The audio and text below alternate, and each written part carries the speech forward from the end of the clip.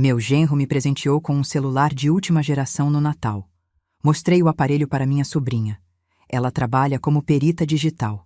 Mexeu naquilo por 3 minutos e empalideceu. Murmurou: "Tia, isso aqui não é presente." Achei exagero dela. Mas 19 dias depois, eu entendi o tamanho do buraco em que me jogaram. Se você ainda não é inscrito, aproveita agora, porque essa história vai te deixar sem chão. Era uma quinta-feira de manhã. Eu tinha acabado de coar café, aquele cheiro bom tomando conta da cozinha, o radinho ligado no noticiário. Minha rotina de sempre. 62 anos de vida, 38 de casada até o Geraldo partir, uma filha criada, 2 netos que são minha razão de acordar. Eu achava que já tinha visto de tudo. O celular tocou. Número com DDD de São Paulo. Atendi achando que era engano. Dona Jurema Aparecida dos Santos? Sou eu. Aqui é do banco, setor de renegociação. A senhora está ciente de que a parcela do seu empréstimo venceu há 8 dias? Eu ri, juro. Ri alto, achando que era trote. Moço, eu não tenho empréstimo nenhum. Nunca peguei dinheiro em banco na minha vida.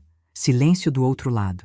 Depois ele leu: meu CPF, meu endereço completo, nome da minha mãe, Dona Cecília, que Deus a tenha, tudo certo. E aí veio o valor: 47 mil reais. Minha mão começou a tremer. O celular quase escapou. Sentei na cadeira da cozinha, aquela de plástico que range, e minha perna ficou bamba feito gelatina. Isso é golpe, eu disse, mas minha voz já não tinha mais certeza. O atendente explicou que o empréstimo foi feito por aplicativo, com reconhecimento facial, que tinha biometria, que tinha assinatura digital. Eu desliguei antes de ele terminar. Fiquei olhando para o nada, com o café esfriando na caneca. E aí, meu olhar caiu nele. O celular novo, aquele de última geração, que o Vinícius me deu no Natal. Ainda estava com a capinha protetora que veio de brinde. Uma capinha barata, dessas de camelô, num aparelho que custa 6 mil reais. Na hora eu achei estranho. Presente caro, acessório ordinário. Mas engoli. Eu sempre engulo. Essa é a minha fraqueza. Engolir para não criar caso. Aceitar para não perder a paz. Só que a paz já tinha ido embora, e eu nem percebi quando. 19 dias antes, minha sobrinha Patrícia tinha sentado aqui nessa mesma cozinha. Ela é perita digital, trabalha na Polícia Civil. Pediu para ver o celular, só por curiosidade. Mexeu, fuçou, fez cara feia e soltou: "Tia, isso aqui não é presente." Eu pedi para ela deixar quieto. Disse que não queria confusão com a Renata, minha filha. Que genro e sogra sempre têm essas rusgas, que eu não ia estragar o Natal por paranoia. Patrícia foi embora calada. Mas antes, ela me olhou de um jeito que agora entendo. Era pena. Ela sabia que eu ia cair. E eu caí. Naquela quinta-feira, sozinha na cozinha, com o peito apertado e gosto de fel na boca, eu encarei o celular em cima da mesa. Aquele objeto bonito, brilhante, moderno, um presente de Natal. Do meu genro. Pro meu próprio nome ir parar numa dívida que eu nunca pedi. Eu não queria desconfiar da minha família. Eu só queria continuar sendo avó em paz, tomando café de manhã, vendo novela à noite. Mas aquele aparelho guardava um segredo, e minha sobrinha tinha visto. O que será que ela descobriu em apenas 3 minutos? Deixa eu voltar 19 dias. Natal. A noite que mudou tudo, só que eu ainda não sabia. Minha casa estava enfeitada do jeito de sempre. Pisca-pisca antigo, daqueles que o Geraldo comprou em 2003. Metade das lâmpadas já queimadas. Toalha de mesa vermelha, a que minha mãe bordou. Rabanada no forno, peru temperado desde a véspera, farofa com bacon do jeito que meus netos gostam. Natal de pobre é assim, simples, mas feito com mão. A Renata chegou às 8 da noite com o Vinícius e as crianças. Meus netos, Pedro de 9 anos, Lívia de 6, vieram correndo me abraçar. Aquele cheiro de shampoo infantil, de roupa limpa, de vida nova. Eu apertei os dois no peito e pensei: isso aqui vale tudo. Mas tinha alguma coisa errada. Vinícius entrou sorrindo. E isso, por si só, já era estranho. Em 8 anos de casado com minha filha, Ele nunca foi de sorrir para mim. Sempre foi educado, cumprimentava, sentava no canto, mexia no celular, distante. Eu já tinha aceitado. Genro é assim, não é filho, não tem obrigação de gostar da sogra. Só que naquela noite ele estava diferente. Me elogiou o cabelo. Eu nem tinha ido no salão. Pediu repetição da farofa. Perguntou da minha pressão, do joelho que dói quando chove. Ficou do meu lado na cozinha lavando louça enquanto eu guardava as sobras. Meu estômago revirou de leve. Não de doença, de desconfiança. Eu olhei para Renata, buscando explicação. Ela estava quieta, arrumava a mesa, ajeitava os pratos, mas não olhava para o marido. Nem uma vez. E quando ele falava, ela mordia o lábio. Aquele tique que ela tem desde criança quando segura choro. Quis perguntar: filha, tá tudo bem? Não perguntei, porque era Natal. Porque eu queria acreditar. No fim da noite, quando as crianças já tinham dormido no sofá, Vinícius tirou uma caixa de dentro da mochila. Embrulho bonito, papel dourado. Me entregou com as 2 mãos. Para a senhora, dona Jurema, para fazer chamada de vídeo com as crianças. Abri um celular de última geração. Tela enorme, câmera tripla, caixa lacrada. R$ 6.000 no mercado. Eu sei porque vi na propaganda. Vinícius, isso é demais. Não precisava. Ele deu de ombros. A senhora merece. Eu agradeci, abracei, até me emocionei. Mas quando fui guardar a caixa, reparei num detalhe.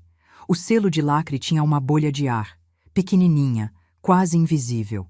Como se alguém tivesse descolado e colado de novo. Engoli a observação. Mais tarde, quando eles foram embora, eu fiquei na varanda vendo o carro sumir na esquina. A Renata acenou pelo vidro, mas não sorriu. Eu entrei, tranquei a porta e sentei no sofá com a caixa no colo. Fiquei ali no escuro, com o pisca-pisca piscando torto na parede. Alguma coisa em mim sabia. Esse presente era pesado demais. Esse sorriso era ensaiado demais. Esse silêncio da minha filha dizia mais do que qualquer palavra. Eu não queria brigar. Eu só queria que minha família fosse de verdade, não esse teatro que eu fingia não ver. Na manhã seguinte, liguei o celular. Achei lindo, moderno, fácil de mexer. E comecei a usar. Sem saber que, cada vez que eu olhava para a tela, alguém estava olhando de volta. Por que minha filha não conseguia encarar o próprio marido? 2 dias depois do Natal, minha sobrinha Patrícia apareceu sem avisar. Ela faz isso às vezes. Passa aqui depois do plantão, toma um café, desabafa da vida. Patrícia tem 29 anos, é filha da minha irmã Neide, que mora em Goiânia e liga pouco, então meio que adotei a menina. Quando ela passou no concurso da Polícia Civil, fui eu que comprei o terno da posse. Quando terminou o noivado ano passado, foi no meu sofá que ela chorou. Naquele dia, ela chegou com cara de cansada, olheira funda, cabelo preso de qualquer jeito. Sentou na cozinha enquanto eu esquentava o resto da rabanada. Tia, cadê o celular que o Vinícius te deu? Mostrei, toda orgulhosa. Tava até com capinha nova, uma que eu comprei na loja de R$ 1,99, porque aquela que veio junto era feia demais. Patrícia pegou o aparelho, pediu minha senha e começou a fuçar. Eu fiquei do lado, secando a louça, sem entender muito. Ela mexia rápido, abria telas que eu nem sabia que existiam. Configurações, aplicativos, processos em segundo plano. 3 minutos. Foi o tempo que levou. Ela parou. A mão ficou parada no ar e a cor sumiu do rosto dela. Tia, isso aqui não é presente. Minha barriga gelou. Larguei o pano de prato. Como assim? Patrícia me mostrou a tela. Tinha um aplicativo rodando escondido, sem ícone, sem nome visível. Só aparecia na lista de processos ativos. Isso aqui está capturando sua biometria facial. Toda vez que a senhora desbloqueia o celular olhando para a tela, ele registra. E tem mais. Esse aparelho está vinculado a contas que não são suas. Eu não entendi direito. Biometria? Contas? Ela tentou explicar. Alguém configurou o celular antes de me dar.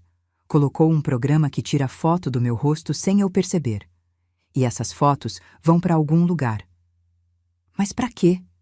Perguntei, com a voz fina. Patrícia me olhou com aquele jeito sério que ela tem quando atende ocorrência grave. Para usar sua cara, tia, para fazer coisa em seu nome. O silêncio ficou pesado. Eu ouvia o relógio da sala batendo. Tum, tum, tum. Minha primeira reação foi negar. Patrícia, você tá exagerando. O Vinícius é metido, mas não é bandido. Isso deve ser coisa de fábrica? Configuração automática? Ela balançou a cabeça. Isso aqui foi instalado de propósito? Não vem de fábrica? Alguém abriu essa caixa, configurou e fechou de novo. Tia, me deixe investigar mais a fundo.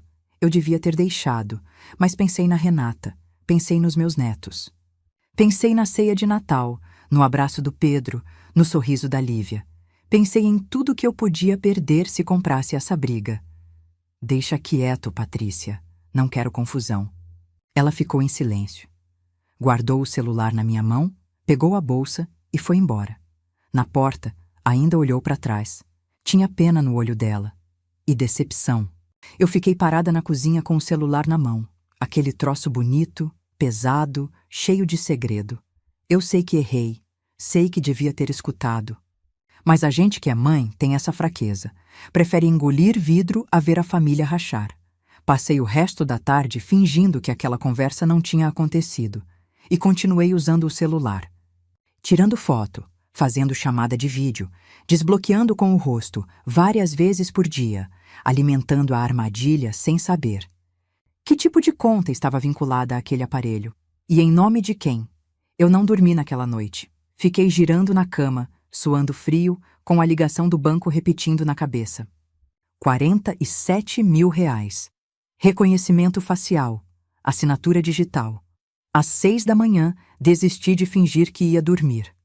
Levantei, tomei meu remédio de pressão com meio copo de água e fiquei sentada na beira da cama, esperando o banco abrir. Às 10 em ponto, eu estava na fila da agência.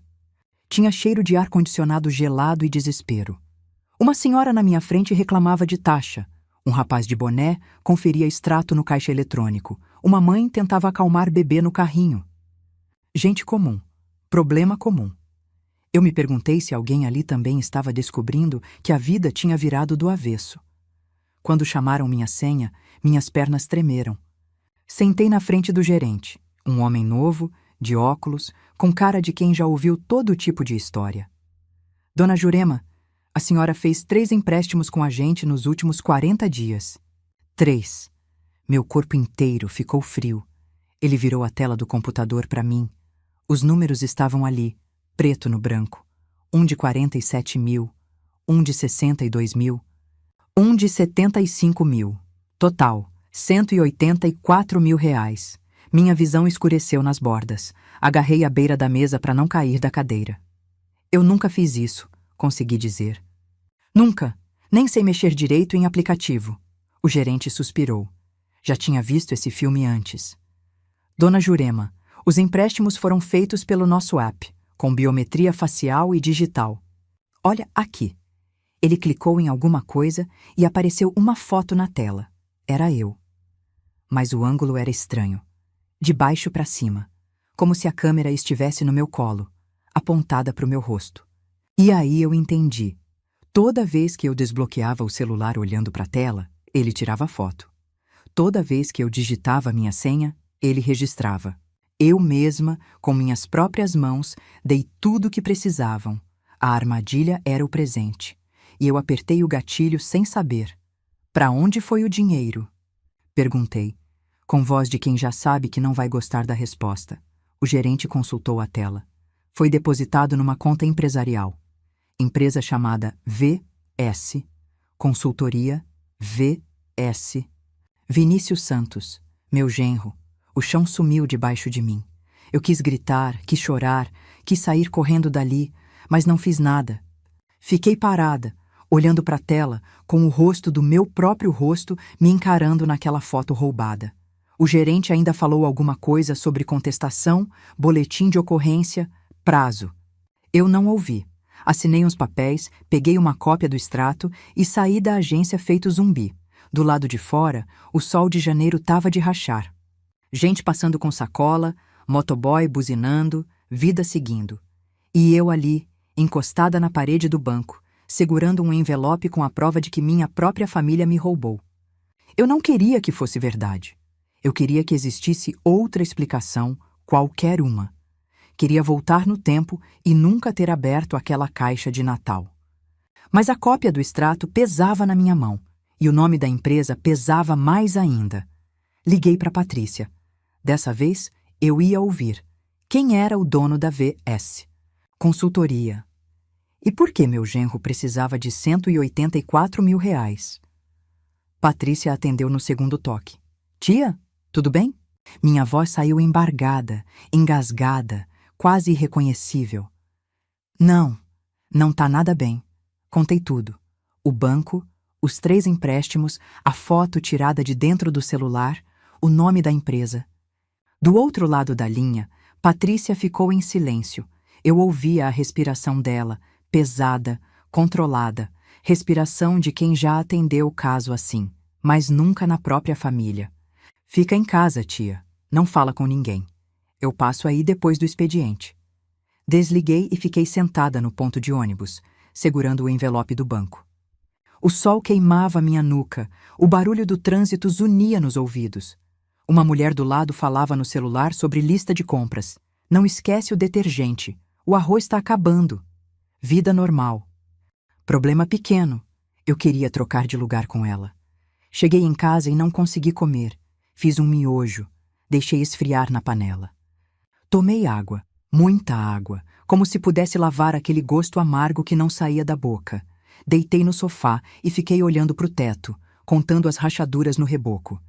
Às 7 da noite, Patrícia chegou com uma pasta debaixo do braço. Sentou na mesa da cozinha, abriu a pasta e espalhou os papéis. Eu vi logo que era coisa séria. Ela tinha passado a tarde pesquisando. Tia AVS. Consultoria foi aberta há 8 meses. Tá registrada no nome completo do Vinícius. Vinícius de Souza Santos. Não tem funcionário, não tem endereço comercial, não tem atividade declarada. É uma empresa fantasma. Minha mão foi até o peito. Apertei a blusa como se isso pudesse segurar o coração. Tem mais, Patrícia continuou. O Vinícius tem 4 protestos em cartório. Dívida com financeira, com loja de departamento, com clínica odontológica. Nome sujo em 3 cadastros de inadimplente. E o pior, ele está respondendo a uma ação de despejo do apartamento antigo, aquele que eles moravam antes de mudar para a casa nova. Ação de despejo? Ficou devendo 8 meses de aluguel. A Renata sabe disso? Eu balancei a cabeça, atordoada.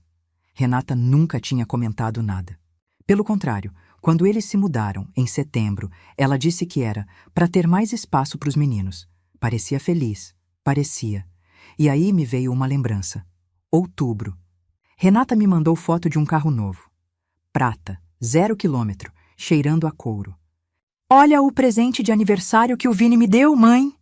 Eu respondi com um emoji de coração, orgulhosa do genro provedor. Provedor. Eu quis rir e chorar ao mesmo tempo. Patrícia, de onde veio o dinheiro desse carro? Ela me olhou firme. Do primeiro empréstimo. Tia, aquele de 47 mil. A data bate. Ele pegou o dinheiro no seu nome e deu de presente para a mulher. Meu estômago revirou. Engoli seco, mas não tinha nada para engolir. Eu lembrei do Vinícius no Natal. O sorriso forçado, a gentileza exagerada, o elogio falso para o meu cabelo. Ele tem um tique. Quando mente, pisca rápido. Eu nunca tinha prestado atenção. Mas agora, lembrando, ele piscou a noite inteira.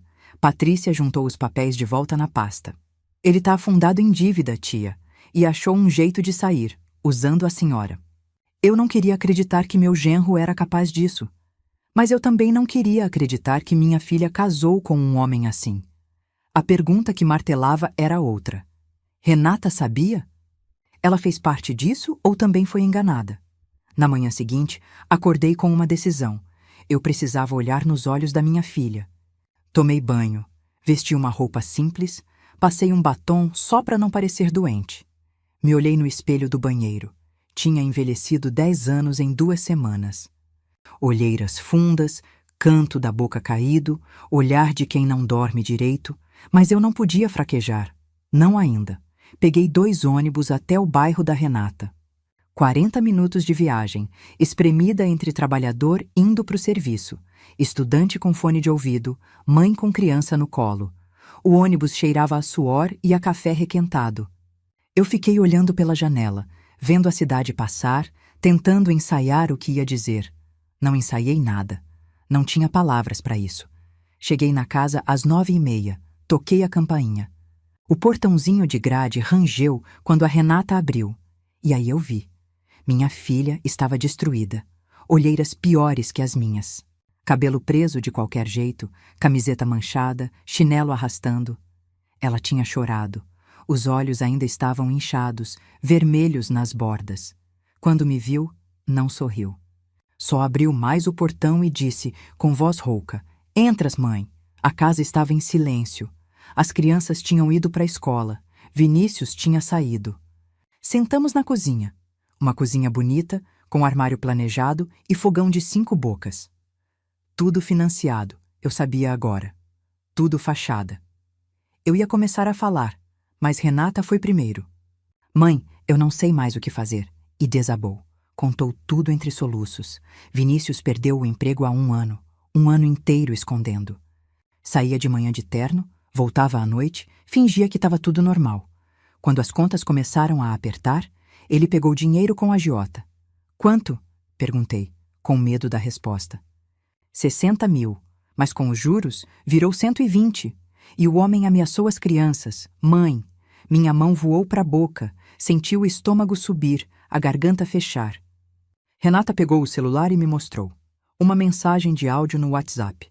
A voz era grossa, calma demais, calma de quem não precisa gritar para meter medo. "Ou paga até sexta, ou a molecada não volta da escola." Eu quis vomitar. "E o golpe?" perguntei, forçando as palavras. "Os empréstimos no meu nome. Você sabia?" Renata me olhou com os olhos cheios de água. "Eu juro que não, mãe. Eu juro pela vida dos meus filhos. Eu só descobri quando você ligou para Patrícia ontem. Confrontei ele de madrugada." Ele admitiu. Ela chorou mais. Eu fiquei em silêncio, dividida entre raiva e dor. Raiva do Vinícius. Dor pela minha filha. E uma pergunta que eu não conseguia calar. Será que ela está falando a verdade? Eu queria acreditar. Com toda a força do meu peito, eu queria. Estendi a mão e segurei a dela. Estava gelada, trêmula. Apertei com força. "Filha, a gente vai resolver isso, mas eu preciso saber de tudo, tudo mesmo." Renata fungou. Enxugou o rosto com a manga da camiseta. "Ele tá desesperado, mãe. Não dorme, não come direito. Fica andando pela casa de madrugada, falando sozinho. Eu tenho medo do que ele pode fazer." Eu também tinha. Mas não era medo de tristeza.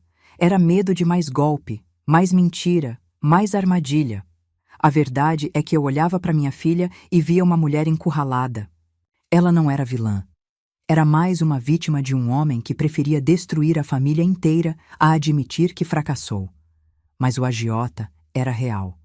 A ameaça era real.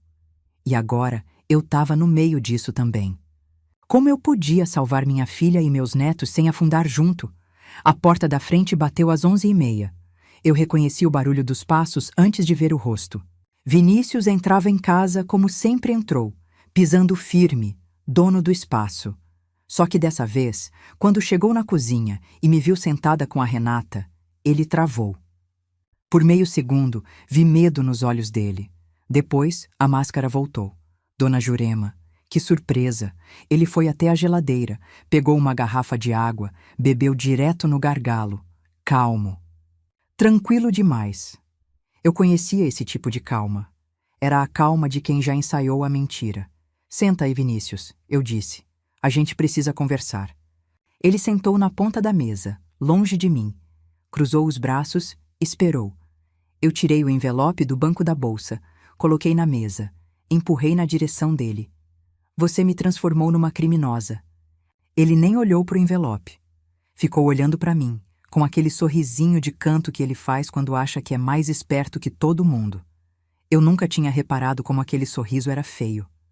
"Dona Jurema, eu não sei do que a senhora está falando." "VS, consultoria", eu disse. R$ 184.000 em empréstimo no meu nome. Biometria tirada do celular que você me deu. Quer que eu continue? O sorriso sumiu. Ele descruzou os braços, olhou para Renata, que estava encolhida na cadeira, mordendo o lábio até sangrar. E depois voltou para mim. E aí eu vi a mudança. O medo virou outra coisa. Virou cálculo. Tá bom, ele disse com voz baixa. A senhora descobriu. Parabéns. E agora? Vai fazer o quê? Denunciar? Vou. Ele riu. Uma risada curta, seca, sem humor nenhum. Vai, é? Então deixa eu explicar uma coisa para a senhora. Se inclinou para frente. Os olhos dele tinham uma frieza que eu nunca tinha visto. Desespero faz isso com a pessoa. Transforma em bicho acuado. A biometria é sua. A assinatura digital é sua. O celular está no seu nome. A foto no sistema do banco é da sua cara. Sabe o que vai acontecer se a senhora for na polícia? Vão perguntar. Dona Jurema, como a senhora não percebeu que fez 3 empréstimos? E a senhora vai dizer o quê? Que o genro malvado armou tudo? Ele balançou a cabeça. Quem vai acreditar numa velha que diz que não sabia? A palavra velha me acertou no peito como tapa. Minhas mãos tremeram. A boca secou. Eu quis responder, mas a voz não veio, porque no fundo eu sabia que ele tinha razão. A armadilha era perfeita, e a prova apontava para mim. Renata soluçava baixinho. Vinícius se levantou, pegou a chave do carro no balcão. Se a senhora ficar quieta, eu dou um jeito de pagar. Vai demorar, mas pago. Agora, se resolver criar problema... Ele deixou a frase no ar. Não precisava terminar. Foi embora. A porta bateu de novo. O silêncio que ficou era pior que grito. Eu olhei para minha filha. Ela não levantou a cabeça. A vergonha era tão grande que cabia na cozinha inteira. E eu ali, com 62 anos, sentindo que minha vida não era mais minha. Meu nome, meu rosto, minha história, tudo tinha sido roubado. E o ladrão dormia na cama da minha filha. Eu não queria vingança. Eu só queria voltar a ser gente de verdade. Não essa velha que ele disse que ninguém ia acreditar. Mas como provar que eu não assinei o que a minha própria cara assinou? Naquela noite, eu não preguei o olho. Fiquei deitada no escuro, ouvindo os barulhos da casa. O vento batendo na janela, o cachorro do vizinho latindo lá longe, o zumbido da geladeira velha. Sons que eu conheço há 30 anos. Sons de uma vida que agora parecia de outra pessoa. A frase dele não saía da minha cabeça. Quem vai acreditar numa velha? Virei pro lado esquerdo.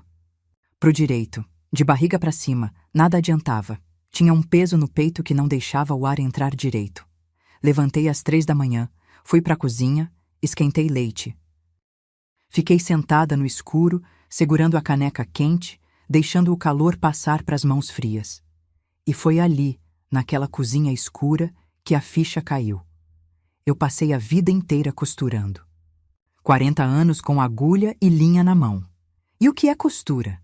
É pegar pedaço que sozinho não faz sentido e juntar até virar peça inteira. É olhar para o tecido e enxergar a roupa que ainda não existe. É paciência, precisão e saber esperar o momento certo de arrematar. Vinícius me subestimou. Achou que eu era só uma velha boba, fácil de enganar. Mas velha boba não cria filha sozinha depois de viúva. Velha boba não sustenta casa com costura de encomenda. Velha boba não sobrevive 62 anos nesse país. Eu não sou boba. Eu sou costureira. E costureira sabe montar quebra-cabeça. Fui pro quarto e peguei meu caderno de anotações. Aquele caderno velho, de capa dura, onde eu anoto medida de cliente, modelo de roupa, prazo de entrega. Sentei na mesa da cozinha com uma caneta e comecei a escrever. Celular manipulado. Patrícia pode provar. Empresa fantasma. Documento do cartório. Dívidas escondidas. Certidões de protesto. Ameaça do agiota. Áudio no celular da Renata. Eu tinha peças. Mas faltava o arremate. A confissão. Vinícius era esperto. Ele não ia repetir o que disse na cozinha na frente de polícia ou juiz. Ele ia negar. Ia chorar, ia fazer papel de marido desesperado que só queria salvar a família. E no fim, Quem ia parecer vilã era eu, a sogra amarga que quer destruir o casamento da filha. Eu precisava que ele confessasse, e precisava de testemunha. Não testemunha qualquer. Testemunha que ele não pudesse acusar de conspiração comigo. Às 6 da manhã, liguei para Patrícia. Tia, aconteceu alguma coisa? Aconteceu. Eu pensei a noite inteira e tenho um plano. Contei tudo. A ideia, os riscos, o que eu precisava dela. Do outro lado da linha, Patrícia ficou em silêncio por um tempo. Depois soltou um suspiro, mas não era suspiro de desânimo. Era de respeito. Tia, confissão gravada sem autorização judicial é frágil como prova. Eu sei. Por isso não quero gravação. Quero testemunha de carne e osso. Alguém que ele não espera. Patrícia ficou quieta de novo. Eu ouvi ela engolindo café do outro lado. Quem a senhora tem em mente? Eu olhei para o caderno na minha frente. Tinha desenhado um vestido ali, sem perceber. Um vestido de festa, com saia rodada. E aí lembrei de uma coisa que a Renata me contou anos atrás. Vinícius tinha uma irmã, Débora. Os dois brigaram feio por causa de herança. Não se falam há 3 anos. A irmã dele, eu disse. Ela já foi passada para trás por ele uma vez. Talvez queira ver justiça. Patrícia soltou uma risada baixa, surpresa. A senhora é perigosa, dona Jurema. Eu sorri pela primeira vez em dias. Eu sou costureira, minha filha. A gente aprende a juntar retalho. Desliguei o telefone e fiquei olhando pela janela. O sol estava nascendo, pintando o céu de laranja e rosa. Lá fora, a vida acordava, passarinho cantando, vizinho arrastando lixeira, ônibus passando na rua de baixo. Eu tinha um plano. Agora precisava de uma aliada que odiasse Vinícius tanto quanto eu. Será que Débora ainda guardava mágoa suficiente para me ajudar? Passei a semana seguinte armando as peças. Primeiro, consegui o telefone da Débora com a Renata. Inventei que queria convidar da família toda para um almoço de domingo, fazer as pazes, unir as pontas. Renata estranhou, mas não desconfiou. Ela queria tanto acreditar que as coisas podiam voltar ao normal que aceitou qualquer esperança. Liguei para Débora numa terça-feira à noite. Ela atendeu desconfiada.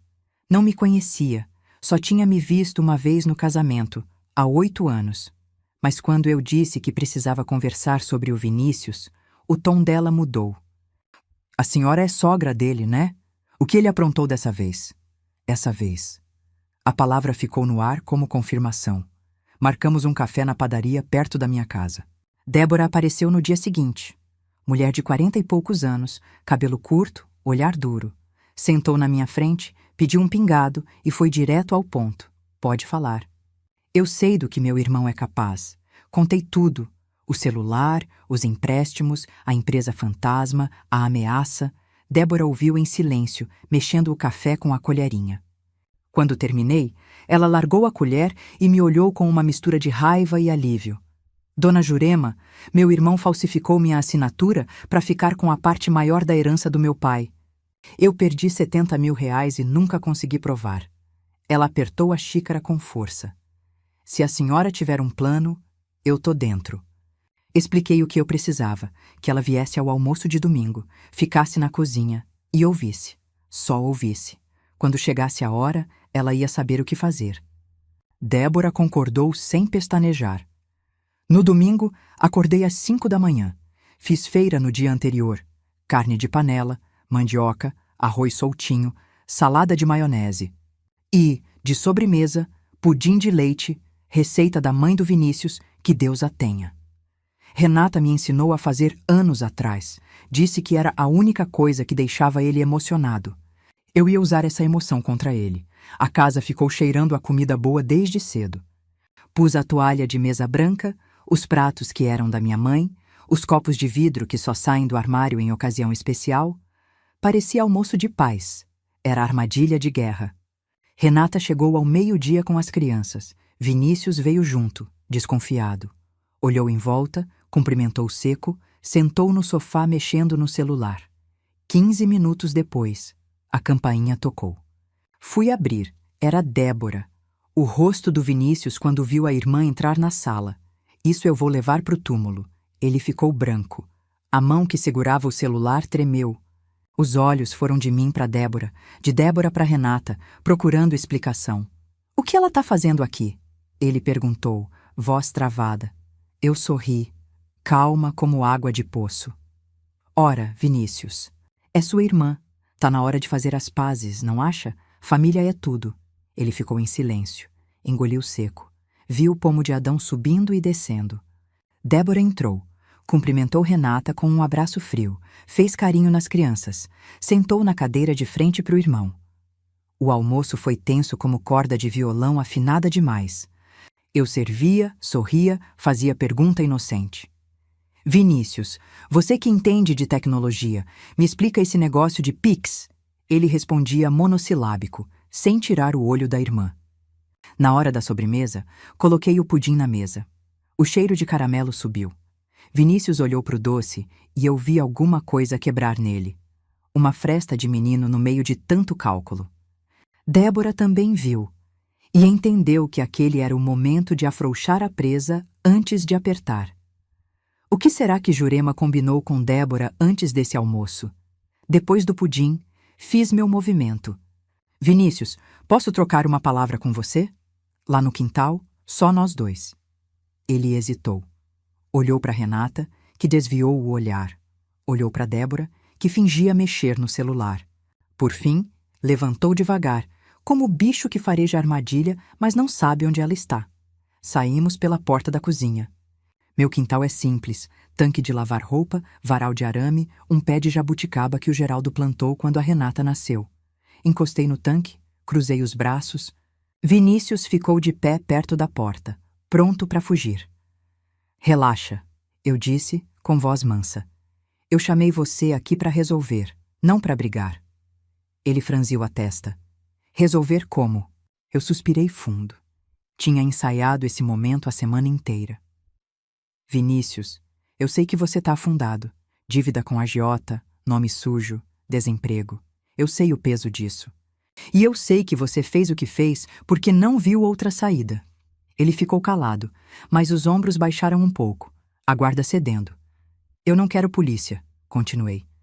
"Não quero ver pai dos meus netos preso. O que eu quero é resolver essa situação e seguir em frente." Vi a mudança nos olhos dele. A desconfiança deu lugar a outra coisa. Esperança. Esperança de quem está se afogando e vê uma boia. "Resolver como?" repetiu, agora com voz mais fraca. "Eu pago as dívidas." Ele piscou. "Uma vez? Duas? A senhora paga?" "Pago. Tenho um dinheiro guardado da venda do terreno do Geraldo.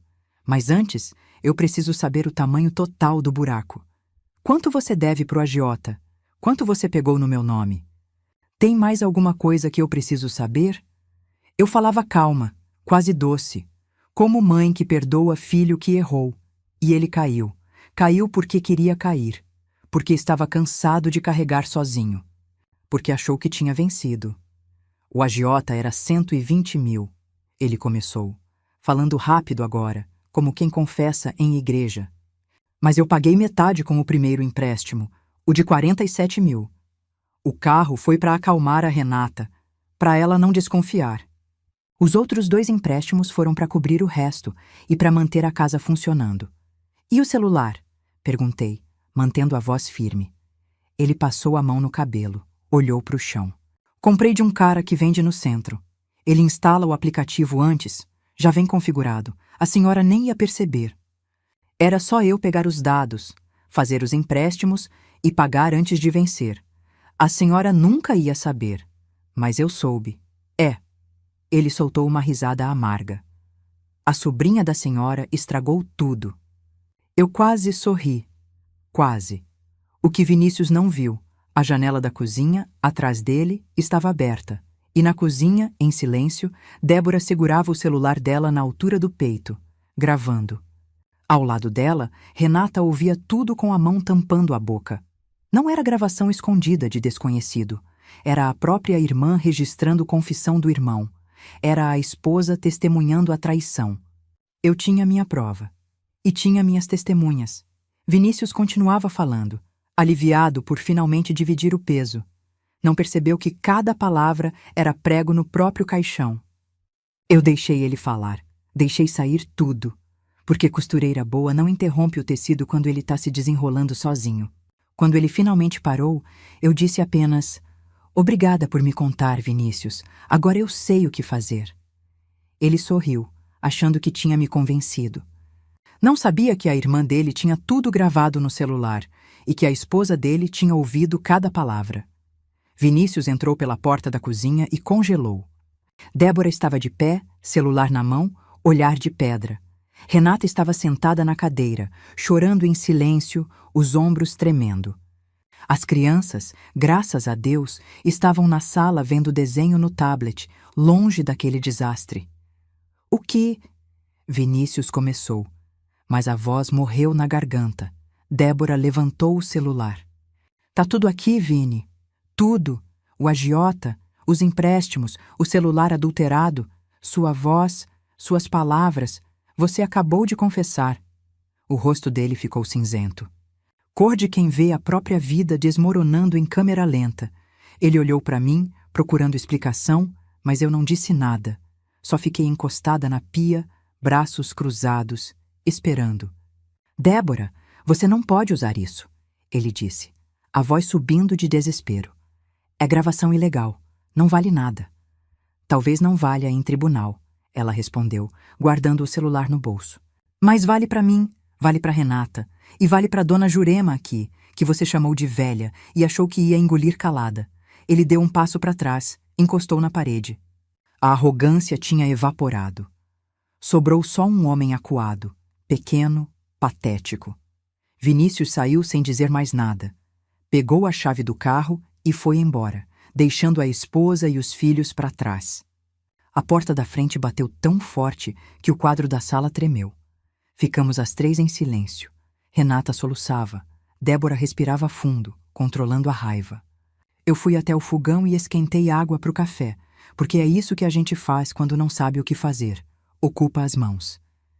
Enquanto a água fervia, Débora puxou uma cadeira e sentou pesado. "Dona Jurema, meu irmão sempre foi assim, desde moleque. Mentia para minha mãe, roubava troco do meu pai, colava na prova e botava a culpa nos outros. Quando nosso pai morreu, há 5 anos, ele falsificou minha assinatura num documento de partilha. Ela tirou uma pasta de dentro da bolsa, colocou na mesa, abriu. Olha aqui. Escritura do lote que era para ser metade meu. A assinatura parece minha, mas não é. Eu tentei provar na época, mas advogado custava caro e eu não tinha como bancar perícia. Peguei o documento. A assinatura era caprichada demais, justamente o erro. Débora sempre assinou de qualquer jeito, garranchado. Eu sabia porque já tinha feito roupa para ela, anos atrás, e ela assinou o recibo na minha frente. Ele me tirou 70 mil reais, Débora continuou. E eu engoli porque era meu irmão. Porque minha mãe tinha acabado de perder o marido e eu não queria dar mais desgosto. A voz dela embargou. Mas agora chega. Eu servi o café em 3 xícaras. Coloquei uma na frente dela, uma na frente da Renata, fiquei com a terceira. O vapor subia entre nós, quente e amargo. Se a gente juntar os 2 casos, eu disse, devagar, mostra que ele faz isso sempre. Não foi desespero de momento. É padrão. Débora concordou com a cabeça. Padrão de estelionatário. O juiz vai ver isso. Olhei para Renata. Minha filha estava destruída, mas também estava ouvindo, pensando, juntando coragem de algum lugar fundo. Eu segurei a mão dela por cima da mesa. Tava gelada, molhada de lágrima. Filha, eu não vou te obrigar a nada, mas eu vou denunciar, com ou sem você. Renata levantou os olhos. Tinha medo ali, vergonha, dor. Mas tinha outra coisa também. Uma faísca de raiva que eu nunca tinha visto. Ela ainda não respondeu, mas eu sabia que a resposta viria. A pergunta que ficou no ar: Renata teria coragem de depor contra o próprio marido? Fui embora no fim da tarde, deixando Renata com as crianças. Débora me deu carona até em casa. No carro, ficamos em silêncio a maior parte do caminho. Ela dirigia concentrada, mordendo o canto do lábio, igualzinho ao irmão. Sangue é sangue, mesmo quando a gente quer negar.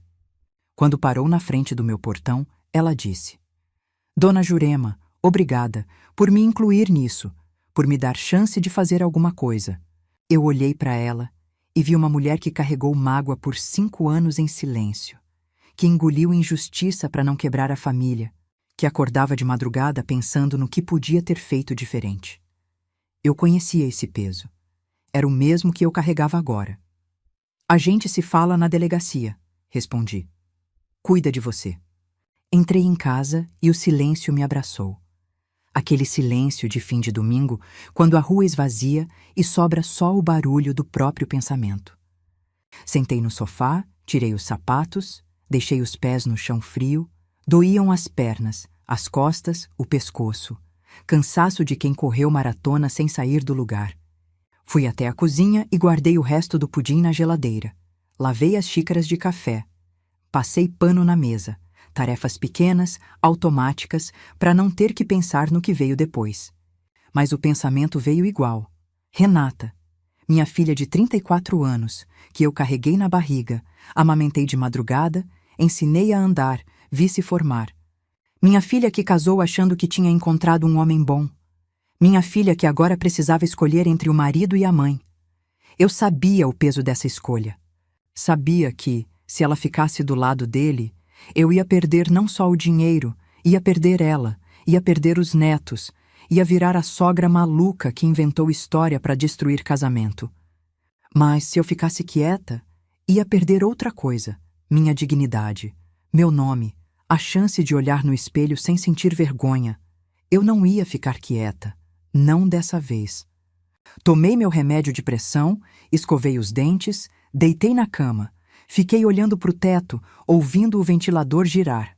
Rezei um Pai Nosso, depois uma Ave Maria, depois desisti e fiquei só pedindo: Deus, dá força para minha filha. Dormi mal. Acordei às 4, às 5, às 6. Cada vez que fechava os olhos, via o rosto da Renata chorando na cozinha. Às 7:30 da manhã, meu celular tocou. Número da Renata. Atendi com o coração na garganta. Mãe? A voz dela estava rouca. Voz de quem chorou a noite inteira. Tô aqui, filha. Silêncio. Eu ouvia, do outro lado, o barulho da cafeteira ligando. A rotina que continua mesmo quando a vida desaba. Eu pensei a noite toda, ela disse, devagar. No que você falou, no que eu ouvi pela janela, em tudo. Eu não respondi. Deixei ela ir no tempo dela. O Vinícius não voltou para casa. Mandou mensagem de madrugada dizendo que ia ficar na casa de um amigo. Nem perguntou das crianças. A voz dela tremeu, mas não quebrou. Tinha ferro ali dentro. Mãe, eu vou depor. Fechei os olhos, senti uma lágrima escorrer quente pelo canto do rosto. Filha, você tem certeza? Eu não quero te obrigar a nada. Eu sei, mas eu preciso fazer isso. Pelos meninos, eles precisam de uma mãe que não se cala quando vê errado. Eu quis abraçar ela através do telefone. Quis dizer 1000 coisas, que eu tinha orgulho, que ela era forte, que ia ficar tudo bem. Mas o que saiu foi só: eu te amo, filha. Isso não muda nunca. Renata fungou do outro lado. Eu também, mãe. Me encontra na delegacia amanhã? Encontro. Desliguei e fiquei sentada na beira da cama, segurando o celular contra o peito. O sol de janeiro entrava pela fresta da cortina, quente e teimoso. A vida continuava lá fora. Passarinho, buzina, gente indo trabalhar. Minha filha tinha escolhido. Agora faltava resolver um problema que delegacia nenhuma ia resolver sozinha. O agiota ainda estava lá fora, e ele não ia gostar de perder o devedor. A denúncia ficou marcada para terça-feira. Patrícia organizou tudo. Ela ia entregar o laudo técnico do celular. Débora ia depor sobre a falsificação da herança. Renata ia confirmar o que ouviu pela janela. Eu ia contar minha parte. O presente de Natal, os empréstimos, a ameaça na cozinha. Mas na segunda-feira de manhã, o problema bateu na minha porta. Eu estava estendendo roupa no quintal. Lençol branco, toalha de banho, as coisas simples que ancoram a gente no chão quando tudo mais flutua. O sol estava forte, cheiro de sabão em pó no ar, passarinho cantando no fio de luz. Por um minuto, eu quase esqueci o pesadelo. Aí a campainha tocou. Fui abrir achando que era a vizinha, Dona Neuza, que sempre pede uma xícara de açúcar emprestada. Mas quando abri o portão, meu corpo inteiro gelou. 2 homens. Um alto, magro, de boné preto. Outro baixo, largo, com corrente de ouro no pescoço. Nenhum dos 2 sorria. Nenhum dos 2 precisava. Dona Jurema? O alto perguntou, voz calma demais. Minha garganta fechou.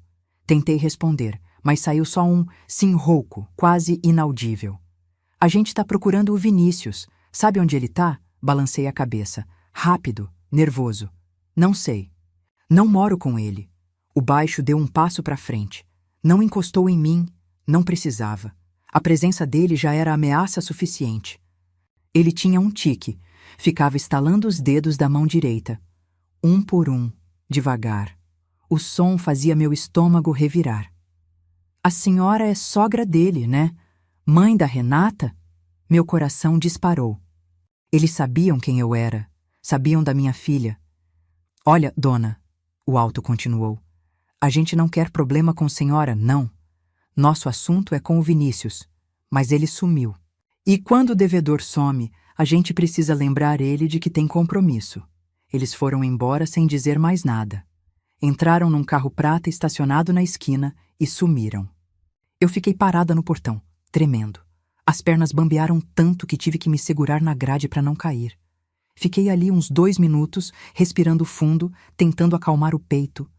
Quando consegui andar de volta para dentro, vi um bilhete no para-brisa do meu carro. Papel branco, dobrado ao meio.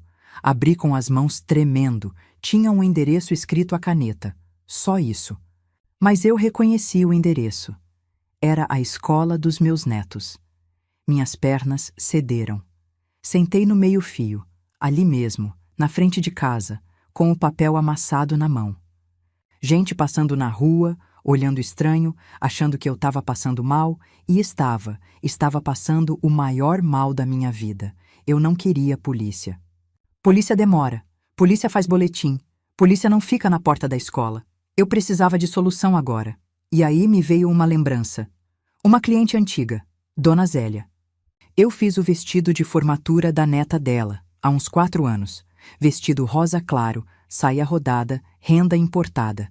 A mulher pagou em dia e ainda me deu gorjeta. Dona Zélia é viúva de delegado. Delegado famoso na região, daqueles que todo mundo conhece e respeita. E, mais importante, Dona Zélia é sogra de alguém. Sogra do agiota. Eu sei porque ela me contou na prova do vestido. Reclamou do genro, disse que ele mexia com coisa errada, que ela tinha vergonha, mas não podia fazer nada. Talvez agora ela pudesse. Peguei o celular e procurei o número nos contatos antigos. Achei. Disquei antes de perder a coragem. Dona Zélia? É a Jurema, a costureira. A senhora lembra de mim? Do outro lado, silêncio. Depois, uma voz de velha firme. Jurema do vestido da Clarinha? Claro que lembro. O que aconteceu? Eu respirei fundo. Ia apostar tudo numa relação de agulha e linha. Será que uma costureira consegue parar um agiota? Dona Zélia me recebeu no mesmo dia, às 4 da tarde.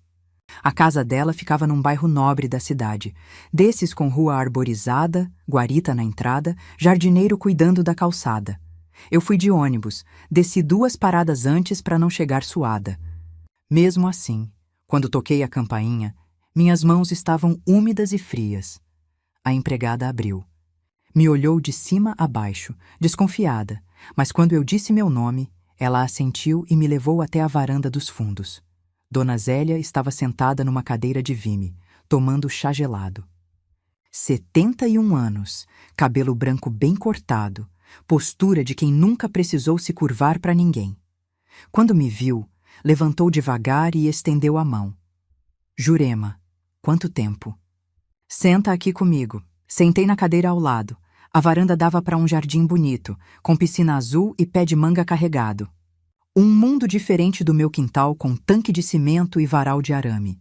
Mas dor é dor em qualquer bairro, e Dona Zélia sabia disso. Conta o que aconteceu, ela disse, direta. Pelo tom da sua voz no telefone, não é coisa boa. Contei tudo, Sem enfeite, sem rodeio, o celular, os empréstimos, o genro golpista, a ameaça do agiota. Quando cheguei na parte do bilhete com o endereço da escola, minha voz falhou. Tive que parar, respirar, engolir o nó na garganta. Dona Zélia ouviu em silêncio. O rosto dela não mudou, mas eu vi a mão apertar o braço da cadeira quando mencionei as crianças. Esse agiota, ela disse, devagar. É o Mauro? Eu não sabia o nome. Descrevi o homem baixo, largo, corrente de ouro, tique de estalar os dedos. É o Mauro, ela confirmou. Meu genro. O ar ficou pesado entre nós. Dona Zélia olhou para o jardim, para o céu, para lugar nenhum. Minha filha casou com ele há 12 anos. Eu avisei, implorei, briguei. Não adiantou. Amor cego é assim. A gente só enxerga quando já está no fundo do poço. Ela suspirou. O Mauro não é assassino, Jurema. Ele é covarde. Ameaça, pressiona, mete medo. Mas nunca encostou a mão em ninguém. E as crianças? Perguntei, com voz fina. Meus netos? Ele não vai tocar nos seus netos. Eu vou garantir isso. Ela disse com tanta certeza que eu quase acreditei na hora. Quase. Como? Dona Zélia me olhou firme. O Mauro tem medo de uma coisa só nessa vida: perder a fachada de homem de bem. Ele frequenta a igreja comigo todo domingo. Cumprimenta o padre, dá esmola na saída, posa de genro exemplar. Se a comunidade souber o que ele faz de verdade, ele perde tudo. Clientela, respeito, casamento. Ela pegou o celular da mesa. Eu vou ligar para ele agora. Na sua frente, você vai ouvir. Meu coração acelerou. Dona Zélia discou. Colocou no viva voz. 2 toques, 3. Atendeu. Oi, a sogra. Tudo bem? A voz dele era diferente ao telefone. Mansa, respeitosa. Voz de genro comportado. Mauro, eu tô aqui com uma amiga minha, Dona Jurema. Você mandou uns rapazes na casa dela hoje de manhã. Silêncio do outro lado. Longo, pesado. A senhora conhece ela? Conheço. Fez o vestido de formatura da Clarinha. E agora você vai me ouvir bem. Essa mulher e a família dela estão fora do seu negócio.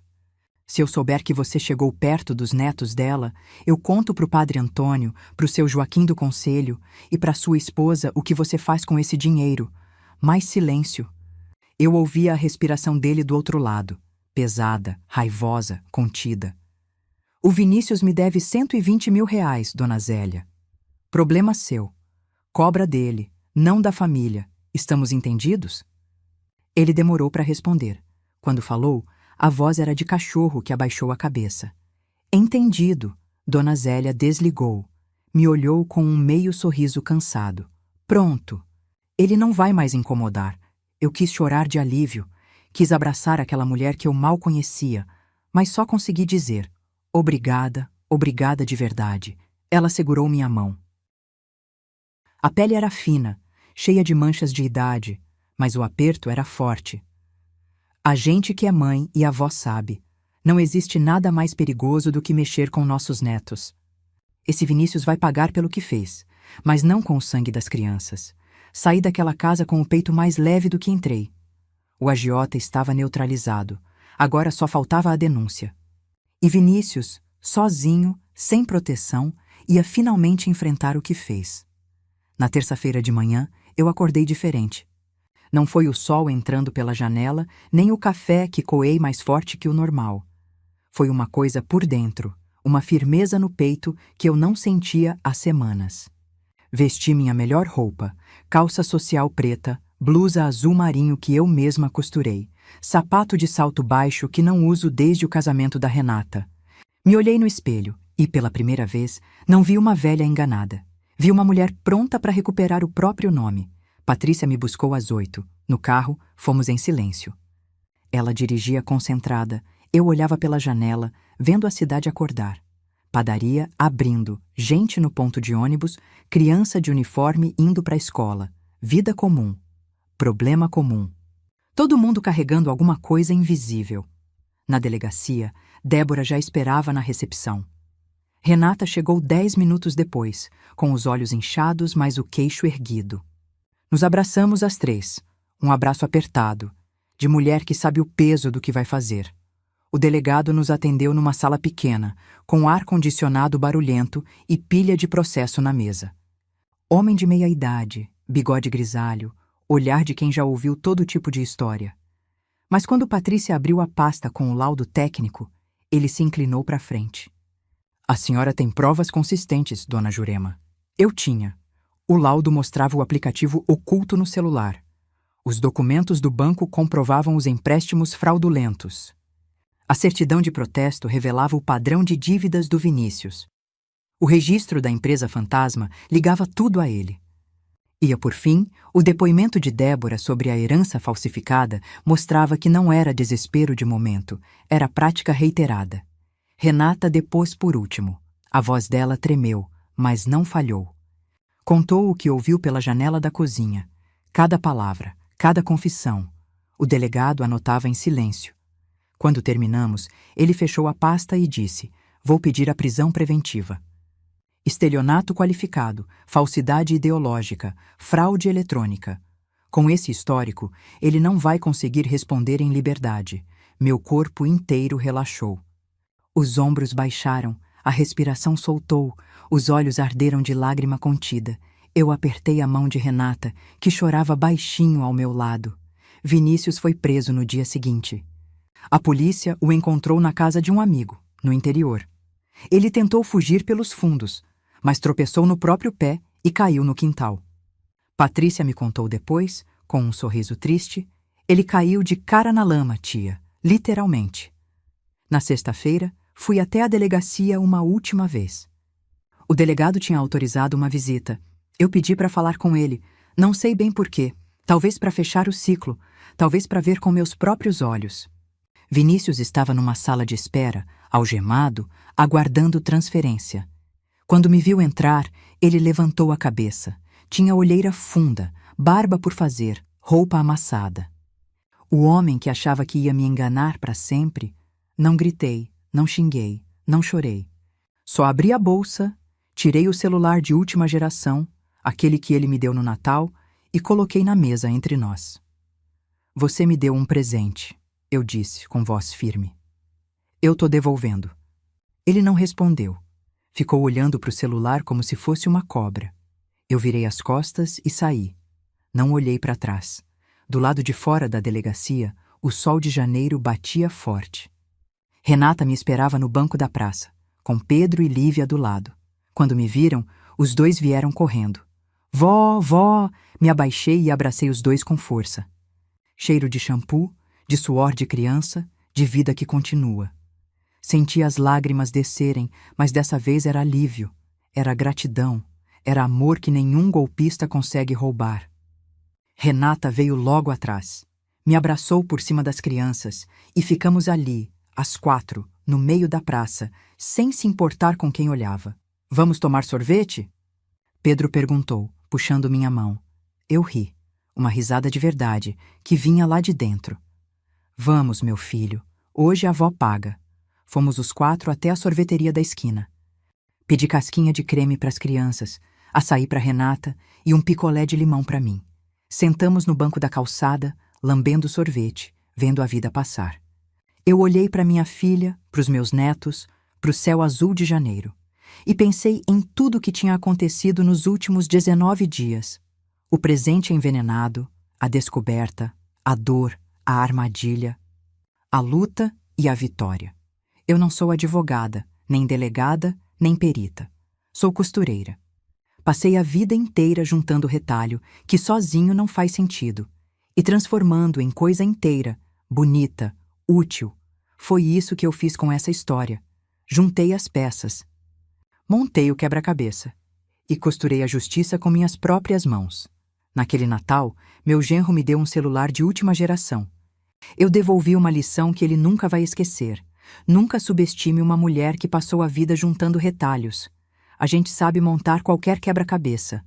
Se você chegou até aqui, me conta nos comentários. Você já passou por alguma situação em que alguém da família te decepcionou? Como você lidou? Deixa o like, se inscreve no canal e ativa o sininho. Toda semana tem história nova. E me fala, de onde você está assistindo esse vídeo? Eu leio todos os comentários. Até a próxima.